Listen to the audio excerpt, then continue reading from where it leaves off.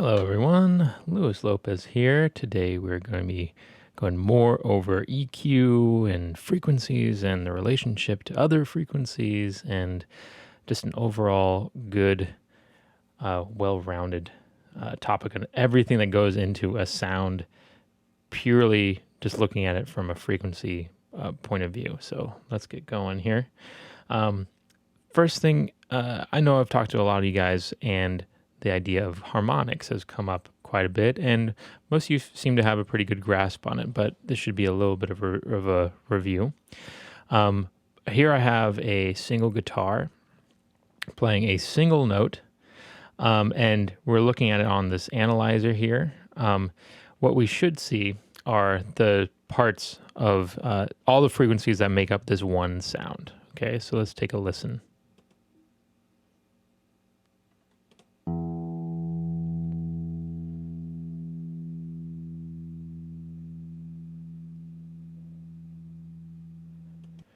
Great. So we have all these peaks going on here. But the one that I want to start with is this first peak right at the beginning, or the lowest frequency that we can hear in this tone, which is this one. That's a low E on a guitar. It's somewhere around 80 hertz, usually, depending on the tuning of the guitar. But I'm just going to take this frequency band and let's go here and let's change it to a bell. Let's tighten that Q up and let's boost it right on that frequency, right around 80.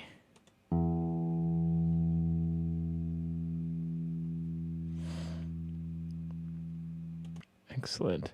You know what? I'm actually going to change this up. Let's go to a different analyzer. Let's go to, where are you? Oh, I haven't downloaded on this particular track yet. Oh, fun. So I guess we're stuck with ozone. Too bad, because ozone's just sometimes just doesn't cut it. Just kidding. It's amazing. So let's listen back to that. So that's our lowest frequency that we can hear. That's known as the fundamental, right? Now, there's all these other frequencies on top of it. If we were to isolate this frequency by, I don't know, putting a low-pass filter on it,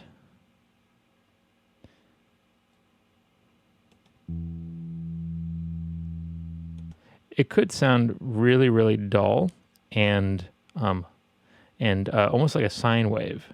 If I really tighten up the Q too and get it right below it, let's see how that sounds.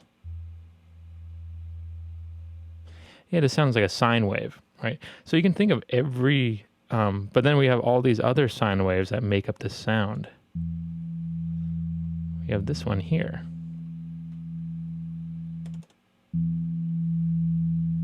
Now, what frequency is that? Well, if we look at this first harmonic and listen back, we can see that that one is set right around 80 hertz. And this one here, if I move my cursor, my filter to there, it's right around 160. That's like double that fundamental frequency, right? And now what's this next harmonic here? This next little peak that we see here.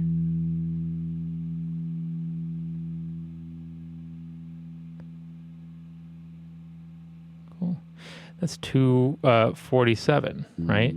So it's not double 160, but it's definitely adding 80 with our initial frequency here to that 160. So we're seeing increments of 80 hertz in between each one of these peaks, right?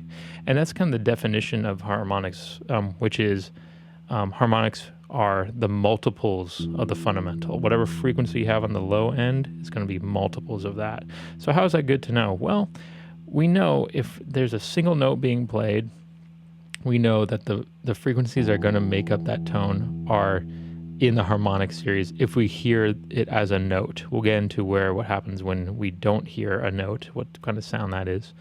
But this is these are all the harmonics of this particular sound on this particular frequency. Okay.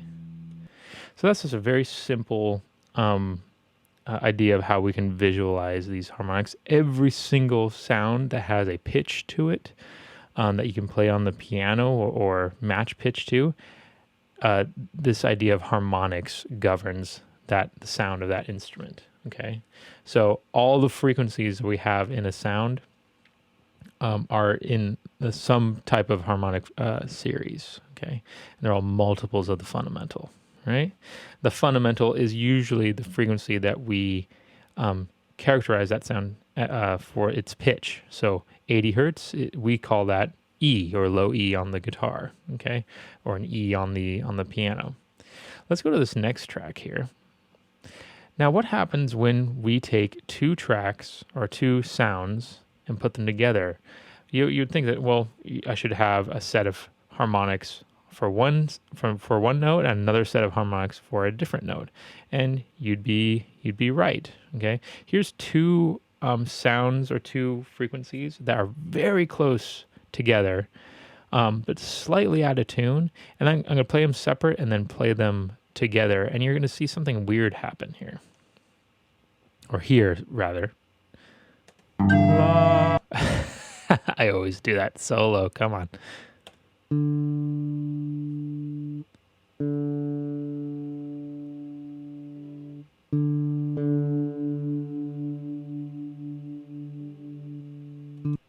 So we see that when we play them together, we have this like wobbling effect, right? This is just to show most of you that are guitarists know this sound very well. It's a out of tune note, but what's actually happening is that they're close enough together, but that they actually are becoming in and out of phase with each other and canceling each other out. That's why you're hearing that rhythmic flutter to their sound. Now, on this section of it, on this section of it, we have. I'm actually tuning the guitar, and you can actually see those wobbles start to get ironed out as we're looking at this waveform. And I continuously tune. You can see which ones are like really in tune, the ones that are smoother here, and the ones that are really out of tune, these ones here. But let's take a listen. Pretty out of tune. Still out of tune. More in tune, less wobble. Really well in tune.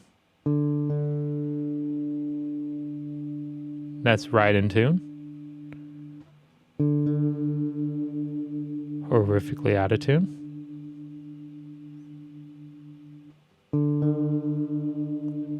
Very out of tune. You can actually hear me turning the tuner on this one.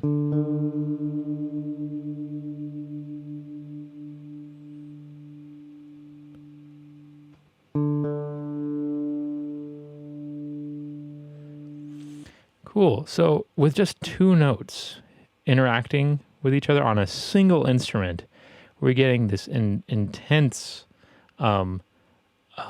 so what's known as a summation, or an adding of their frequencies together that are creating this strange effect, right? So that's on a single instrument, and we can't do anything about those things in the mix, right? That an out of tune instrument is just, especially a chordal instrument, is just going to sound out of tune. And tuning isn't necessarily the job of a mixing engineer, but we can think of it in regards to tracks. Adding tracks together, that is a mixer's whole identity, is mixing tracks together and having them fit together nicely. And a lot of that has to do with frequency. Okay, let's just take that to the extreme. Now, each one of these notes has its own harmonic content, and then I play the chord of it, and you'll see that all the harmonic series of each one of those notes is going to be represented in the whole chord. Let's take a listen. I keep doing that.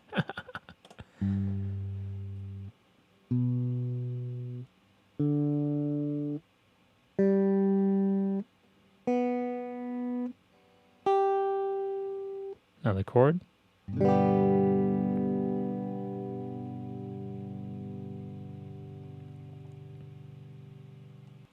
So this is one full chord with all these frequencies within it, right? So while it's helpful to know that how harmonics are built off the fundamental, we have so much content and usually so many notes involved in a particular sound that we don't necessarily take out specific frequencies as if they were just trying to delete certain harmonics in a sound. That's usually not the case.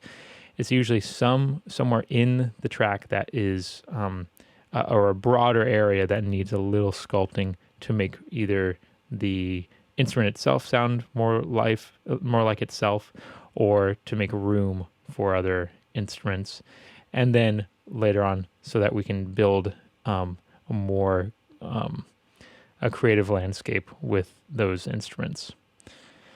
Let's go to this next one here. Now, so that's all like the frequencies, right? And the harmonics, right?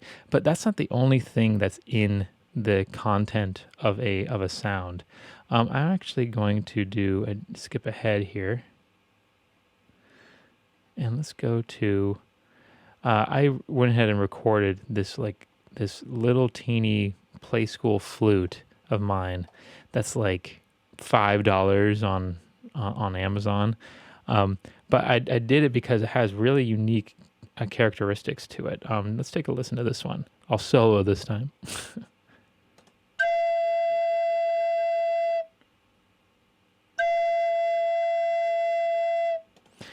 Now you see on this one, it has the peaks, it has the harmonics, but there's all this like extra stuff underneath there that's really close to the sound of the peaks of those harmonics.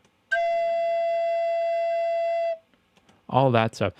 That is what we call noise, right? And literal noise. Noise usually refers to something bad, but every single instrument has some type of noise in it, as we'll find out here, and especially on this little instrument. The way you can at least see what noise looks like on a waveform. Let's bump this up a little bit. If you zoom in, usually at the start of a waveform, you have like a very random assortment of sounds or frequencies happening here, and they usually can't pick out the frequency that is going to be played by the instrument. Let's see if we can. No, not there. Let's zoom out a little bit, and let me highlight this very first part here. Right? We have a little formation of frequencies there, but I can't tell what note it's about to play. Like, it's not as clear, right? But that is the fundamental part of the sound. Now, if we take that, listen back to it with that in the sound, that sound. Let's take it out and see what this sounds like. Right? It sounds very dull, right? Let's go to a different instrument. Let's go to the trumpet and see if we can pick out that same beginning of the sound, if there's any noise at the beginning of this sound.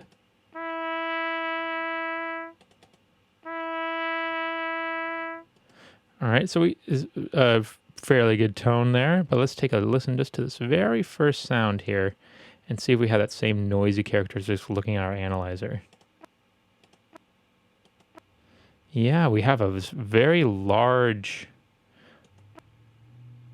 a very broad, no real formation of harmonics in that analyzer. Something starting, but it seems like all the frequencies are happening at once, which is kind of the characteristic of what noise is, right? If we go to this last one where I tongue a little bit harder on the entrance, or on the first note, we can see that same thing happen. Lots of noise. And then even if we go back to our guitar, let's go to the picked guitar here and go to the very beginning of that sound. We have the same thing. Let's go even further here. No real formation of an actual note yet until we get about, maybe one full wavelength in. Let's take a listen to this. Oh, let's solo it, of course. Right? It's a very like dull kind of sound. There's no pitch or anything. But when we hear like a single pluck string on a guitar, we can't imagine that not being in the sound, right? But that occupies a specific spot in the frequency range of the instrument, right? Let's take a listen one more time and look at what range that is. Let me make it at least 5 seconds here so I can, or 5 milliseconds. Almost there. Here we go.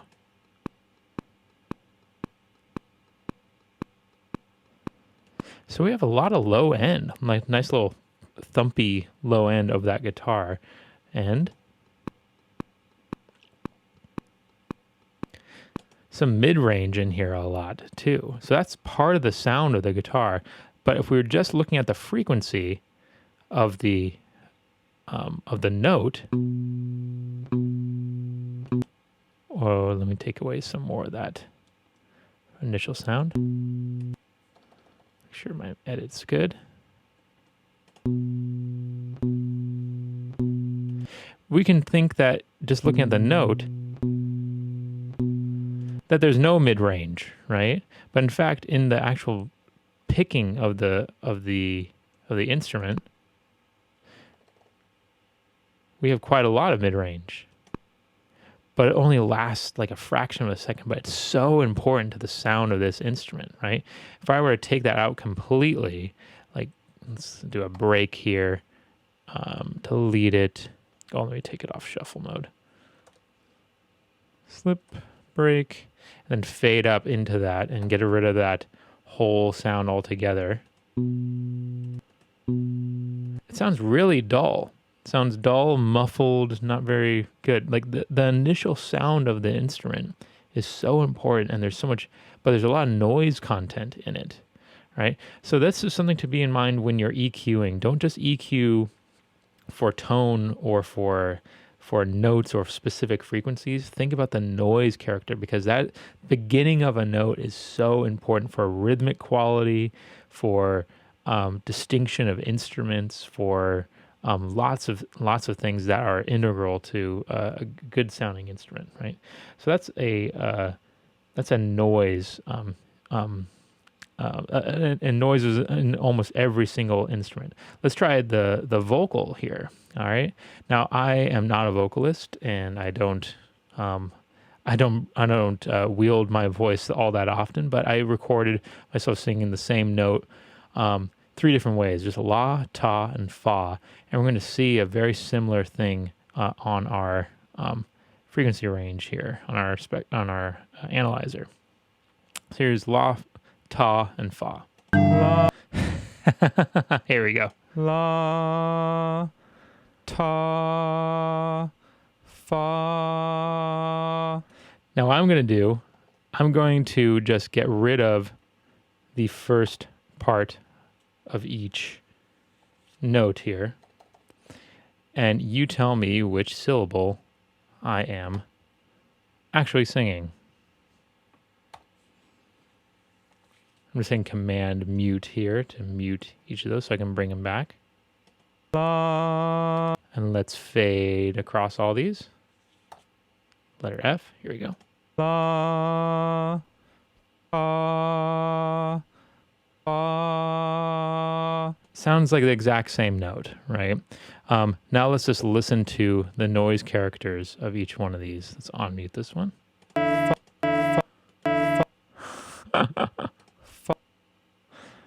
And let's get that first note out of there.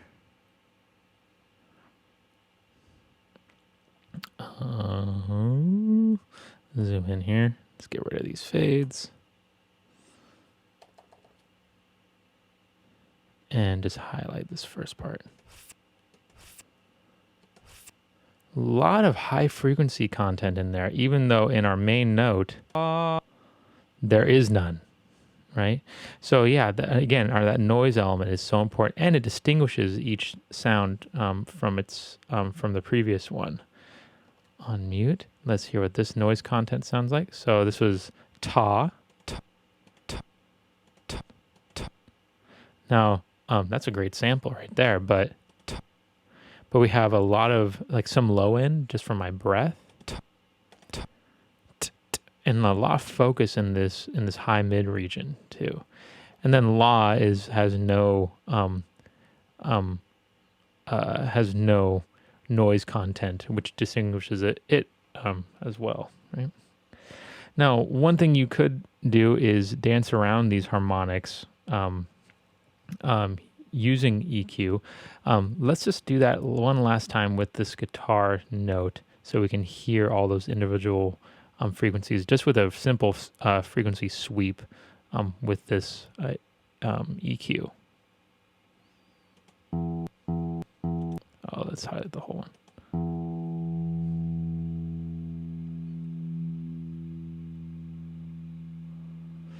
And let's just do the very beginning.